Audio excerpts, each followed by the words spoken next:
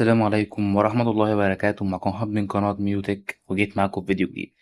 النهاردة هعلمكم ازاي نستخدم مميزات البرو في كاب كات ببلاش 100%. من غير بقى ما ننزل كراك ولا أي حاجة. طريقة سهلة جدا جدا جدا وهتعجبكم إن شاء الله. يلا نبدأ. أول حاجة هنخش على كاب كات وهتخلص المشروع بتاعك. أنا عملت مشروع أي حاجة عامة، حطيت شوية استيكرات على شوية حاجات مدفوعة. تمام، وأول ده المشروع. تمام. تمام. أول حاجة هنعمل سيلكت للمشروع كله. تمام، أو كنترول إيه، وهندوس كليك يمين وهندوس على كرييت كومباوند كده، وهندوس جمع لنا المشروع كله في الشكل ده. تاني حاجة هندوس كليك يمين تاني، بعد كده هندوس بري بروسيس كومباوند كليب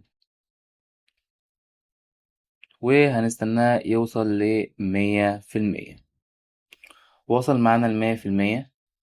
بعد كده هنقفل كاب كات، بس مش هنقفله خالص، هنقفله كده. وهنخش على يعني في شورت كات للكاب كات هي بره. تمام. هندوس عليها كليك يمين، بعد كده open file location، هيدخلنا على الصفحة دي. تمام. بعد كده هنرجع خطوة لورا. من هنا هنخش على كلمة كاب كات من فوق، رجعنا خطوة لورا هنخش على كلمة user data. بعد كده project.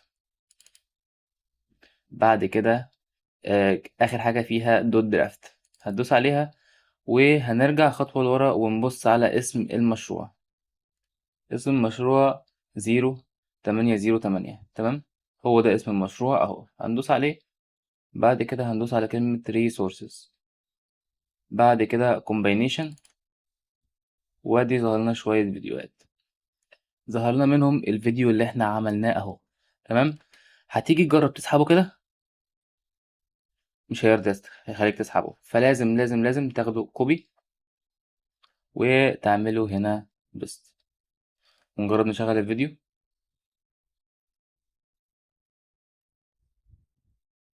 الفيديو اشتغل معاك بكل سهولة وسلاسة. أتمنى يكون الفيديو بتاع النهاردة عجبكم. الفيديو مش طويل خالص خالص خالص. بس مفيد جدا جدا جدا، وأنا ذات نفسي بستفاد منه. شكرا. ويا ريت اللي استفاد من فيديو النهاردة يعمل لنا سبسكرايب في القناة ويفعل زر الجرس ويدوس لايك للفيديو. شكرا والسلام عليكم.